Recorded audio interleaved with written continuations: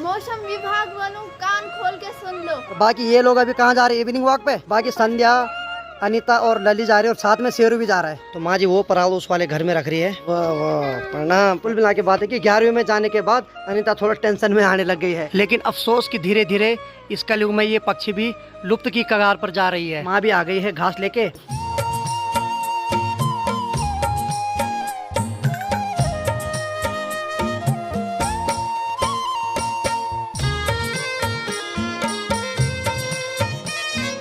तो सावन का दूसरा दिन है और बहुत रिमाझिम बारिश हो रही है। तो हेलो दोस्तों, क्या हाल चाल है? मैं बिल्कुल मस्त हूँ। उम्मीद है आप लोग जहाँ होंगे स्वस्थ होंगे, मस्त होंगे, परिवार के साथ व्यस्त होंगे। मेरा नाम है रविंद्र भगना और स्वागत करता हूँ आपका देवभूमि उत्तराखंड के इस खूबसूरत से गाँव धौंतरी गाँव से। और सुबह की बात की जाए तो अभी का जो समय हो रहा है 7:30 बजे हो रहा है और मौसम देखो पूरी तरीके से पैक हो रखा है। और परसों एक वीडियो में अनीता ने मौसम विभाग वालों को धमकी दी थी कि देखो तुम फालतू रिपोर्ट मत बनाओ, जिस दिन तुम बारिश बोल रहे हो उस दिन धूप लग रही है। तो मौसम विभाग ने रिपोर्ट देना ही बंद कर दिया है और आज भयंकर बारिश हो रही है यहाँ। तो अनिता जी, आज स्कूल जा रहे हो आप? हैं? परसों धमकी दिया आपने, क्या करना? तो उस वीडियो को मैं इस वीडियो में ऐड करता हूँ कि परसों इसने मौसम विभाग वालों को कितनी खतरनाक धमकी दी। मौसम विभाग वालों कान खोल के सुन लो।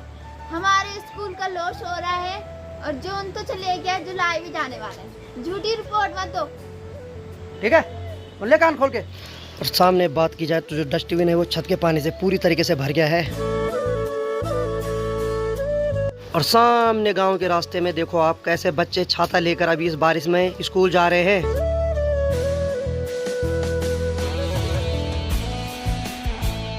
और मौसम को भी कोई पता नहीं चल रहा है। मौसम विभाग की जो भी भविष्यवाणी है, हाल फिलहाल तो पहाड़ों में कोई भी भविष्यवाणी सही नहीं हो रही है। हालांकि ये भविष्यवाणी शहरों में सही हुई, लेकिन पहाड़ों में जो भी भविष्यवाणी अभी तक बोली कोई भी सही नहीं बैठी। तो माँ भी जा रही है अभी गांव में एक बड़ी के यहाँ दूध देने। तो देखिए जी, बारिश हो या धूप हो, पहाड़ों की महिलाओं को तो भाई काम करना ही पड़ता है। तो दूध देने मैं जा रहा था तो माँ ने कहा कि मेरा कुछ काम है तो मैं बस दूध दे के आती हूँ।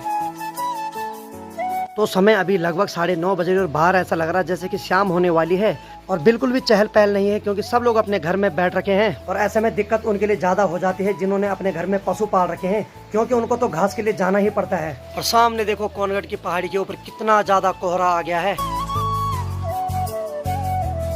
और आज अनीता के बदले माँ जी ने गर्मा गर्म चाय और नाश्ता ला दिया है। तो नाश्ता खिलाने के बाद माँ की तैयारी हो गई है खाना बनाने की और अभी चावल फटके जा रहे हैं। आज एक अच्छी बात भी और एक बुरी बात भी है। अच्छी बात तो ये कि माँ जी घर में है और बुरी बात यह है कि अगर बारिश ऐसे कंटिन्यू होती रही तो मजली और बिंदु के लिए अभी घास भी लाना है, नहीं तो वो बेचारे वो भूखे रह जाएंगे। तो जैसे ही बारिश रुकेगी माँ फिर घास के लिए चली जाएगी, है माँ? घास भी लाना तूने अभी? हाँ। तो माँ बोल रही कि रोटी करने के बाद बल जाना तो पड़ेगा ही। जब बल वो हमारे साथ है तो हमारे बल पूरा फर्ज बनता है उनको पालने का।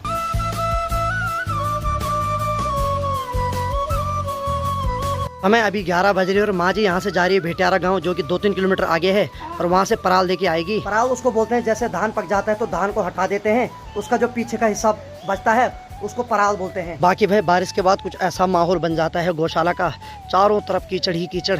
और बारिश के बाद चलना भी बहुत मुश्किल हो जाता है। जैसे कि मैं अभी छत पे जा रहा हूँ तो यहाँ चारों तरफ शैवाल जमा हुआ है, तो मुझे देख के चलना पड़ेगा।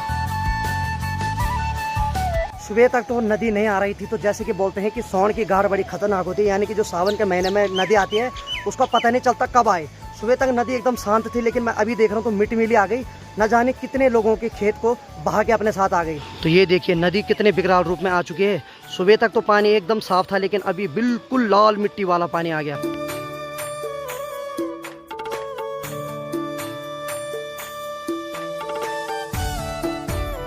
तो चलिए जी, अभी सीढ़ी से मुझे नीचे आराम से उतरना पड़ेगा और बारिश भी कंटिन्यू हो रही है, तो इस वजह से जो शैवाल है वो ज़्यादा जम गया। और यहाँ पे तो पूरा हरा हो चुका है। एक्चुअली माँ जी यहाँ पे घास स्टोर रखती है, तो घास का जो कलर है वो सारा निकल के यहाँ पे एकदम इकट्ठा हो रखा है। बाकी देखिए पिंडालू के पत्ते पे पानी कितना खूबसूरत इकट्ठा हो रखा है। और हमारे मकान के नीचे जो खेत है, बारिश के कारण यहाँ की जो भी पत्ते गोभी है वो सारी धीरे धीरे सड़ने लग गई है, यानी कि उसके सारे पत्ते खराब हो रहे हैं।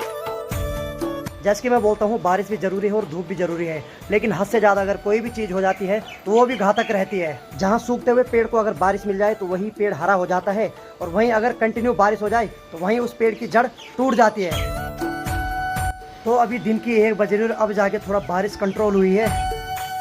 तो आप देख सकते हैं चौक थोड़ा बहुत अभी सूख गया, बाकी फिसलन तो वही बनी हुई है। अगर कोई वहाँ साइड चलेगा तो ज़रूर फिसल जाएगा।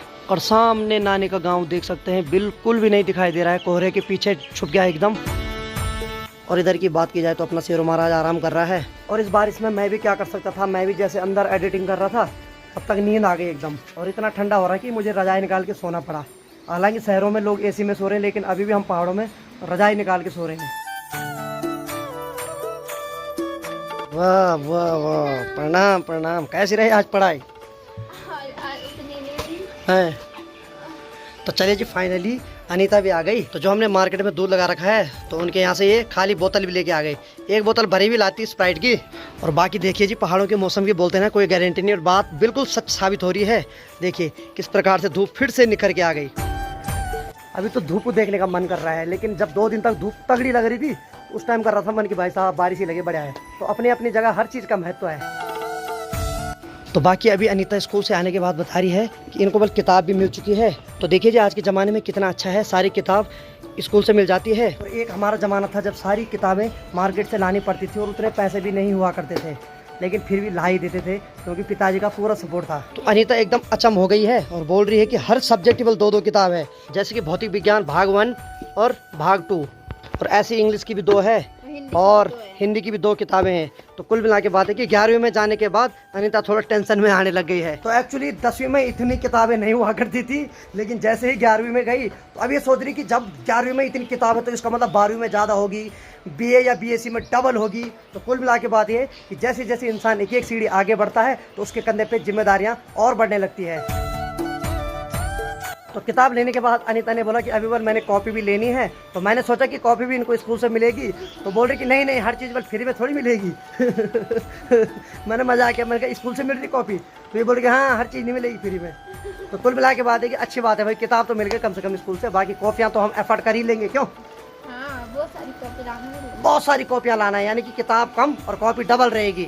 तो कल जब मैं फोड़ गांव में गया था तो इस उंगली में जोंक ने काटा था, और आज मैं इस उंगली को देख रहा हूँ तो यहाँ पर ये काला खून जम गया और इस पे अजीब सी खुजली हो रही है। तो इसको हमारी भाषा में कादे बोलते हैं। और इसमें क्या होता है कि जब इसको दबाते हैं तो दर्द भी होता है और अजीब सा टाइप का होता है कुछ दर्द। और ये देखिए कितना खून निकल रहा है, इस खून को निकालना बहुत जरूरी है। तो इतना सारा खून निकला है भाई। तो वैसे तो कहते हैं कि जोंक जब खून पीती है तो वो गंदा खून पीती है, लेकिन कई बार ऐसा होता है कि कुछ जोंकें ऐसे होती है जिनके काटने के बाद इन्फेक्शन हो जाता है। तो चलिए जी, दिन की 2:30 बज रही है और बाकी जो मैंने मशीन लाई अनीता ने इसके ऊपर दूध गर्म करने के लिए रख दिया है। और बाकी जो अभी इसका टेम्परेचर है 2200 डिग्री पे रखा हुआ है भाई। तब तक इसका ध्यान रखो, मैं झाड़ू मारती हूं। ठीक है। तो अनीता बोल बाहर झाड़ू मारेगी, तो इसने बोला भैया आप तब तक दूध देखते रहना, क्योंकि बोलते हैं ना दूध बल चोर की तरह निकल जाता है। तो चलिए जी, फाइनली दूध भी उबल गया है और बाकी अब मशीन को टच करते हैं। और जब तक इसके नीचे की प्लेट ठंडी नहीं हुई तब तक ये थोड़ा देर तक उबलता रहेगा, लेकिन बाहर नहीं आएगा। तो अनीता को सुबह छाता दिया था क्योंकि बहुत ज़्यादा बारिश हो रही थी, और अनीता जी ने क्या कर दिया, यानी कि अन्नू जी ने क्या कर दिया कि छाता वाला आज कॉलेज पे ही छोड़ दिया। हाँ जी, बहुत बहुत बधाई हो छाता छोड़ने की। कल लाऊंगी ना। कल आएगी तो चलो, एक रात छाता भी आज कॉलेज में काटेगा बेचारा, कहीं भूत ना डराए उसको रात को। तो दिन की 3 बज चुकी है, तो माँ भी आ गई है भेटियारा गाँव से पराल लेके। तो माँ जी वो पराल उस वाले घर में रख रही है। तो माँ ने बोला उस वाले घर की चाबी लेके आवल।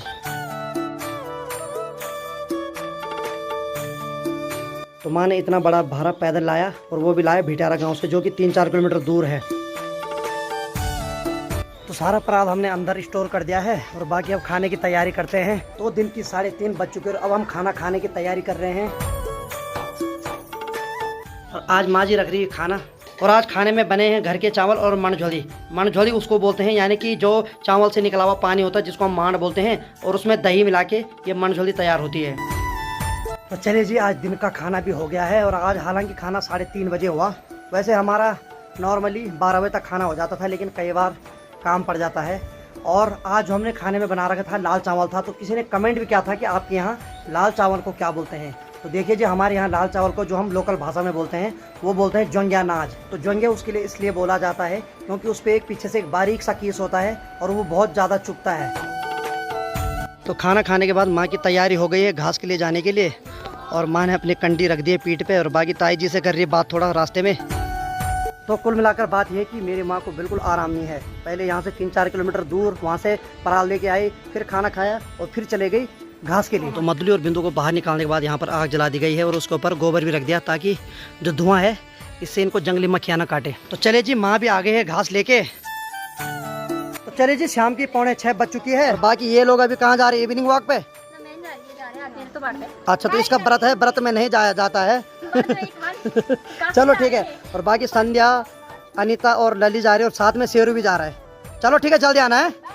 Tata, bye bye. तो अभी शाम की 6 बज रही है और हमारे गांव के छोटे छोटे बच्चे हमारे पुराने वाले घर में बैठ रखे हैं और मस्त करके गप्पे मार रहे हैं। अब देखिए जी, सामने पेड़ पर घुघुती बैठी हुई है और आवाज़ दे रही है किसी को, और ये पक्षी धीरे धीरे लुप्त होती जा रही है।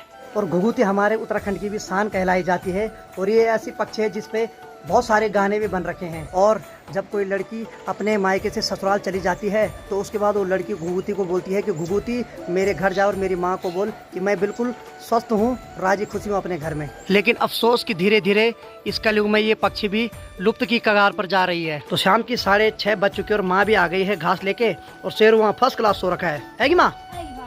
चलो बढ़िया बढ़िया। तो शाम की 8 बज चुकी है और अनीता ने गर्मा गर्म चाय ला दी है।